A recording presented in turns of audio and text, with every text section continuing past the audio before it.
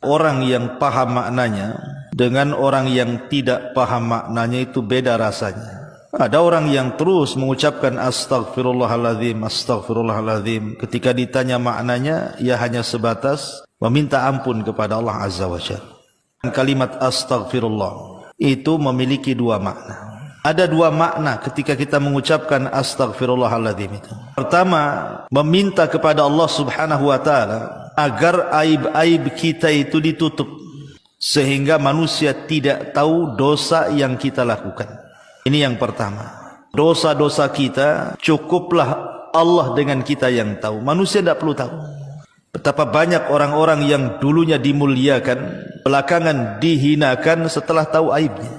Makanya kita meminta kepada Allah Subhanahu wa taala karena dampak dibuka aib itu sangat-sangat merendahkan. Maka dengan memperbanyak astaghfirullahalazim, artinya kita meminta kepada Allah agar Allah menutup aib-aib kita di hadapan manusia. Maka bersyukurlah kepada Allah Azza wa Jalla, aib kita masih ditutup. Ini yang pertama. Yang kedua, mana istighfar, ucapan astaghfirullahalazim itu maknanya, Bu, artinya kita meminta kepada Allah agar kelak pada hari kiamat dosa yang kita lakukan di dunia itu tidak dibalas oleh Allah, alias diampuni. Maka kita meminta kepada Allah, walaupun kita banyak melakukan dosa di dunia, ya Rabb, tolong jangan kau siksa kami dan ampunilah dosa-dosa kami.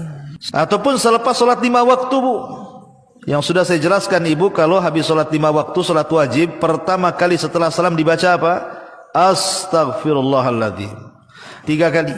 Istighfar juga dibaca ketika di waktu sepertiga malam akhir, ketika Allah Subhanahu wa taala berfirman kepada hamba-hambanya, siapapun yang meminta ampun kepadaku, ku ampuni.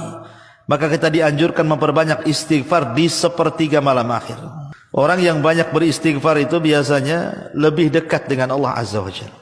Katakan dari semua lafaz-lafaz istighfar yang diajarkan kepada kita, Bu, maka ada satu lafaz yang merupakan rajanya istighfar. Rajanya istighfar.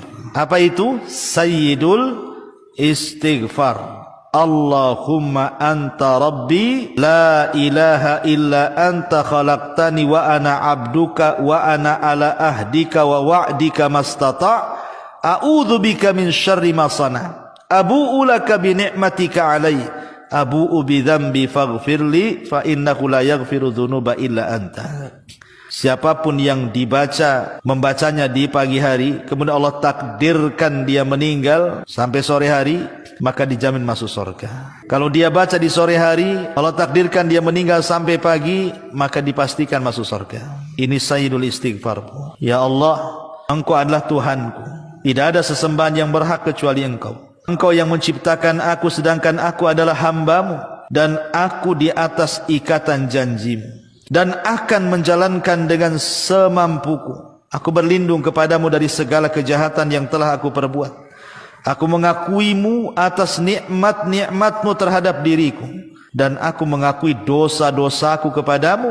Maka ampunilah aku, sesungguhnya tiada yang mengampun segala dosa kecuali Engkau, ya Rabb.